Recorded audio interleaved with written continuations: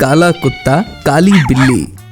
एक गांव था कलिकपुर, जहां पप्पू और डब्बू कहकर दो पड़ोसी थे। दोनों में ही एक न जमती थी, दोनों हर समय बस झगड़ते रहते थे। वहीं पप्पू के पास एक काला कुत्ता था और डब्बू के पास एक काली बिल्ली। दोनों पड़ोसियों की तरह वो दोनों की भी एक नहीं जमती थी। जहां पड़ोसी लड़ना शुरू करते, मौका पाकर वो दोनों भी शुरू हो जाते। ऐसे ही एक दिन सुबह सुबह मोहल्ले में जब झाड़ू वाला झाड़ू लगा रहा होता है, तभी पप्पू का कुत्ता उसे घर के सामने झाड़ू लगाते देख जोरों से भौंकने लगता है।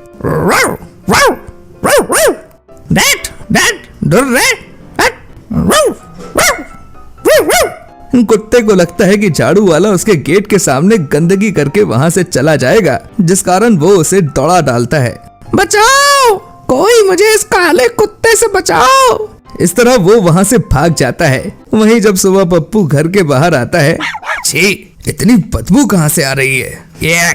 तभी पप्पू की नजर उस कूड़े पर जाती है और वो देखता है कि डब्बू घर के अंदर जा रहा है। अच्छा, तो ये इसका काम है, अभी बताता हूँ इसे। फिर पप्पू सारा कचरा डब्बू के घर के दरवाजे के आगे रखकर चला जाता है और डब्बू पप्पू को देख लेता है, जिसके बाद दोनों में भयंकर लड़ाई होने लगती है, जिसे देख ये मेरे मालिक के घर के सामने कचरा करके मेरे मालिक से लड़ रहा है, और वो भी इस काले कुत्ते की वजह से। फिर काली बिल्ली काले कुत्ते के ऊपर झपट्टा मार देती है। वहीं दोनों में झगड़ा होते देख, ये दोनों क्यों लड़ रहे हैं? किटी, छोड़ो इसे। तब तक झाड़ू वाला वहाँ आ जाता है। अरे पप्पू भैया, अपने कुत्ते को बांध कर रखा करो। सुबह सुबह झाड़ू लगाते समय ऐसे लगा कि हम तुम्हारे घर के सामने कूड़ा कर रहे हैं, इसलिए ये हमको तोड़ा दिया और हम सफाई भी न कर पाए।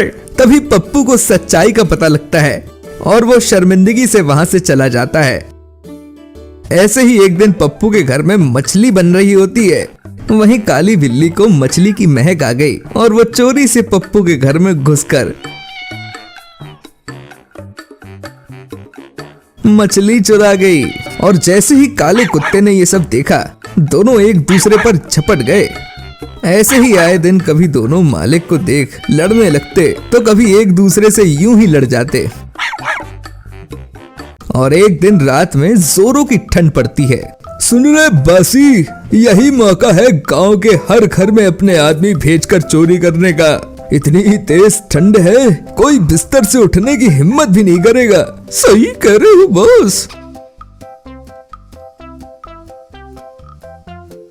फिर सभी गांव के घरों में चोरी करने चले जाते हैं। वहीं चेला राम और बसी पप्पू और डब्बू के घर में घुसकर चोरी करने लगते हैं।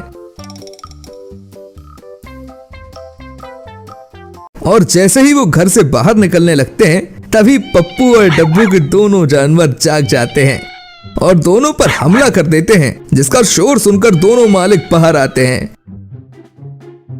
जिसके बाद पप्पू और डब्बू दोनों चोरों को पुलिस के हवाले करवाते हैं और उनके अन्य साथी भी पकड़े जाते हैं।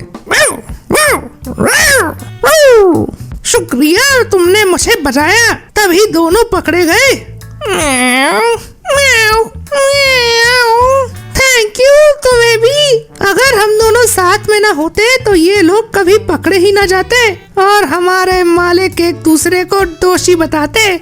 जिसके बाद दोनों मालिक और दोनों जानवर दोस्त बन जाते हैं।